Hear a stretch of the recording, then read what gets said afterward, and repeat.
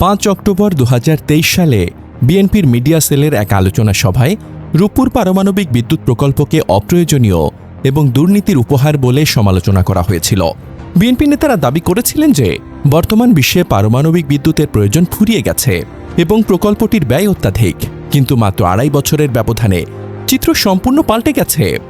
আজ 2026 সালের এপ্রিল মাসে দেশ যখন তীব্র বিদ্যুৎ সংকট ও লোডশেডিংয়ের কবলে, তখন রূপপুর পারমাণবিক বিদ্যুৎ কেন্দ্র দাঁড়িয়ে আছে জ্বালানি নিরাপত্তার আশার প্রদীপ হয়ে।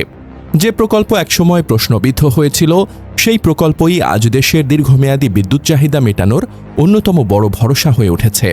রূপপুর পারমাণবিক বিদ্যুৎ কেন্দ্রের প্রথম ইউনিটে জ্বালানি লোডিং আজ 28 এপ্রিল 2026 সাল থেকে শুরু হতে যাচ্ছে। এটি বাংলাদেশের ইতিহাসে এক ঐতিহাসিক মাইলফলক। দেশ পারমাণবিক বিদ্যুৎ উৎপাদনকারী দেশের ক্লাবে প্রবেশ করতে চলেছে।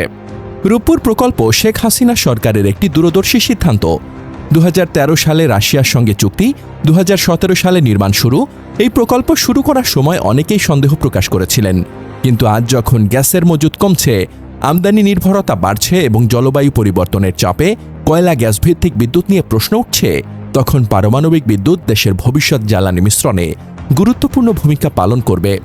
এটি শুধু বর্তমানের সংকট মোকাবেলা নয়, আগামী প্রজন্মের জন্য একটি টেকসই ভিত্তি গড়ে তোলা। শেখ হাসিনার নেতৃত্বে নেওয়া এমন অনেক মেগা প্রকল্প, যেমন পদ্মা সেতু, মেট্রো রেল, এলিভেটেড এক্সপ্রেসওয়ে ইত্যাদির মতো দেশকে এগিয়ে নিয়ে যাচ্ছে। রূপপুর প্রকল্পের 2টি ইউনিট মিলে মোট 2400 মেগাওয়াট বিদ্যুৎ উৎপাদন করতে সক্ষম। প্রথম ইউনিট জ্বালানি লোডিংয়ের পর পরীক্ষা নিরীক্ষা শেষে জুলাই-আগস্ট 2026-এর মধ্যে জাতীয় গ্রিডে প্রথমে 300 মেগাওয়াট এবং পর্যায়ক্রমে পূর্ণ ক্ষমতায় বিদ্যুৎ সরবরাহ শুরুর সম্ভাবনা। দ্বিতীয় ইউনিট নির্মাণ কাজ চলছে। পুরো প্রকল্প 2028 সালের মধ্যে সম্পূর্ণ চালু হওয়ার লক্ষ্য। পারমাণবিক জ্বালানি ইউরেনিয়াম খুব শক্তিশালী। সাধারণত একবার জ্বালানি দিলে 18 থেকে 24 মাস পর্যন্ত চলে, মাঝখানে বারবার জ্বালানি দিতে হয় না। এজন্য এটাকে বলা হয় লং টার্ম পাওয়ার সোর্স। এই প্রকল্প বাস্তবায়িত হচ্ছে রাশিয়ার রোসাটমের সহযোগিতায়। নির্মাণ ব্যয় মূলত রাশিয়ান ঋণে অর্থায়িত। প্রাথমিক অনুমোদিত ব্যয় ছিল প্রায় 1,13,000 কোটি টাকা, যা বিনিময় হার ও অন্যান্য কারণে পরবর্তীতে বেড়েছে। কেন রূপপুর এখন এত গুরুত্বপূর্ণ? বাংলাদেশ বর্তমানে তীব্র বিদ্যুৎ সংকটে ভুগছে। 2026 সালের এপ্রিলে দেশব্যাপী লোডশেডিং 2000 থেকে 3000 মেগাওয়াট পর্যন্ত, গ্রামাঞ্চলে 8 থেকে 12 ঘণ্টা, শহরেও কয়েক ঘণ্টা করে বিদ্যুৎ না থাকার খবর আসছে। তাপমাত্রা 40 ডিগ্রি ছাড়িয়ে যাওয়ায় চাহিদা বেড়েছে, কিন্তু গ্যাস ও জ্বালানি সংকটে উৎপাদন কমে গেছে।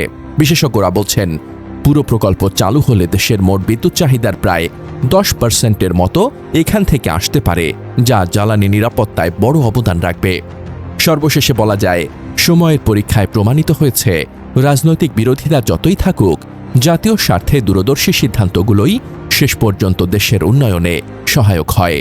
রূপপুর আজ সেই সত্যের জ্বলন্ত উদাহরণ।